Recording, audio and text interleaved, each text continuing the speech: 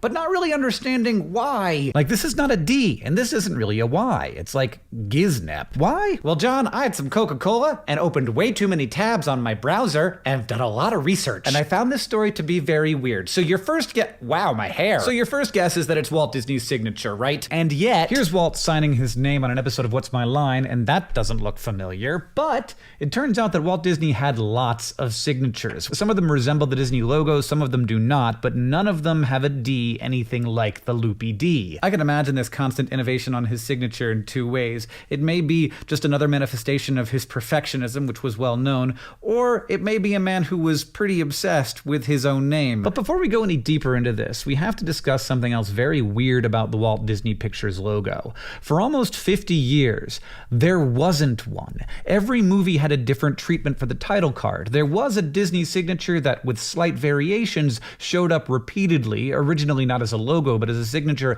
after a statement thanking the staff in 1937's Snow White and the Seven Dwarfs. That signature was last used as a title card in The Rescuers in 1977, but it was never identical to a previous usage, making it decidedly not a logo. The graphic design nerd in me feels like this must be an intentional choice because it was very contrary to how every other movie studio was doing things. It's almost as if Walt and the Walt Disney Company wanted there to be a perception that this was a person presenting it rather than a corporation. So the name is the brand, not the branding. Here is a man you can trust to make children's content.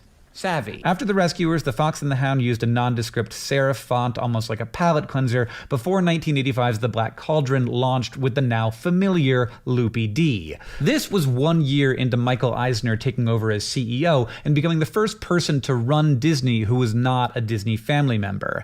Now, there are a number of Disney designs that look similar to this final incarnation that I imagine will be in use until the universe ends. There's this from a 1950s Peter Pan board game, which matches the Disney logo almost perfectly, except for that D. And then there's this signature, an actual Walt signature that contains lots of the elements, that W, the looping T, the big circle on the I, even the quick and intense return on the S.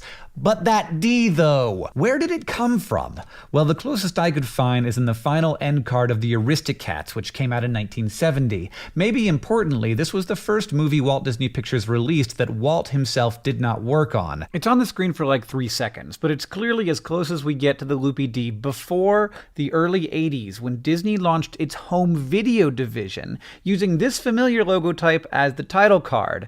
But in the box art, the Loopy D! Soon, that logo type with the Cinderella Castle and shooting star would become the first actual logo of Walt Disney Pictures. So somewhere, someone behind the scenes in the early 80s decided to make that little D-loop into a big, bold spiral.